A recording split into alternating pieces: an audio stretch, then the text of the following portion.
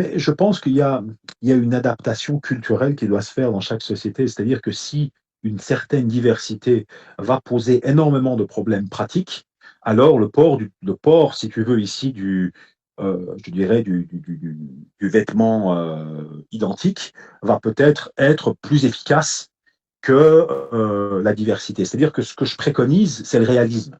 Je ne préconise pas un modèle que j'impose partout de la même manière. Je pense que chaque société a un paradigme culturel, a une articulation culturelle qui se traduit dans le réel, et que dans la traduction du réel, ça doit fonctionner. Et à partir de l'observation de ce qui fonctionne, il faut ajuster. Si ça ne fonctionne pas, il faut changer. Il faut surtout pas, comme d'ailleurs, encore une fois en France, surtout en France, imposer idéologiquement des mesures qui ne sont pas fonctionnelles. C'est-à-dire qu'il faut toujours, si tu veux, partir du réel et adapter les idées. Il ne faut pas partir des idées et les forcer au réel. Tu vois.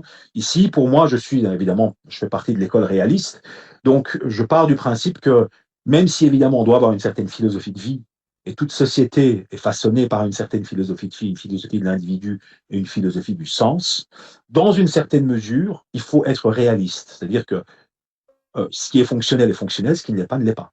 Et il ne faut pas s'arc-bouter sur des postures idéologiques au nom de certains idéaux, alors que dans la pratique, on n'a que des problèmes.